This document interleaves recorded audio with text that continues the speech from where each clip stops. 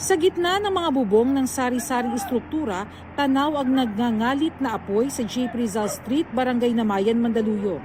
Pasado 6 ng umaga nagsimula ang sunog. Kita rin sa malapitan ng mabilis na pag-angat ng makapal na usok. Nasunog ang litsunan, baraks ng mga trabahador, junk shop at warehouse.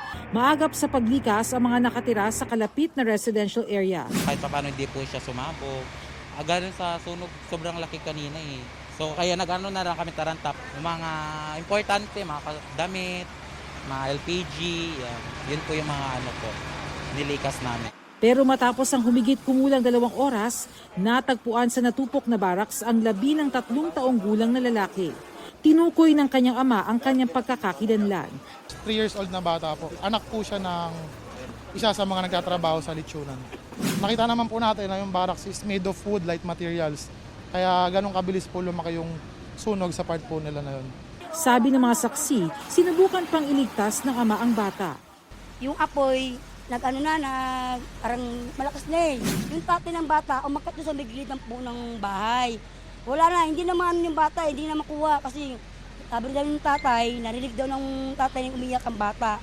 Pasado 2:00 ng hapon idineklara ang fire out. Hindi pa tukoy ng BFP kung anong pinagmula ng apoy, pero may paalala sila ngayong Fire Prevention Month. Base sa mga statement po ng mga tao, so doon po sa may litsunan nagsimula. Pero i-verify pa rin po ng mga investigador natin. Siguraduhin po natin na yung ating electrical connections ay maayos, standard po. Iwasan po natin ang overload connection, octopus connection, jumper, iwasan din po natin yan.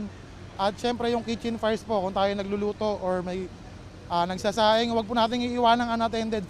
Pasado 7:00 naman kagabi sumiklab ang malaking apoy sa Barangay Paknaan sa Mandaue City sa Cebu.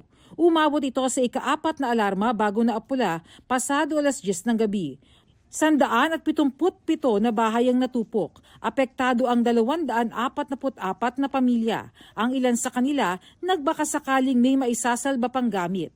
Ang ilang evacuees humihingi ng tulong para makabangon muli. Kanila mga bata mong siguro da? Tawas sa ganito? Oo, tapos lawas sa yun. Balik pa ka nga, init na kaistanan. Sa may amay ito, kudugo ngayon mo yan. Nara ginaihatag, and then I am sure that it will be given immediately good as soon as possible. Inaalam pa ang sanhi ng sunog na ika-4 na sa mga sumiklab sa Mandaue ngayong Marso na Fire Prevention Month. Nakadungog siya nga naig piti-piti. So possible na mong angle ani is electrical wire, 40 wire. Pero mobalik mi karon sa fire scene para magkuha mi og additional evidence. Para sa GMA Integrated News, ako si Bernadette Reyes, ang inyong saksi.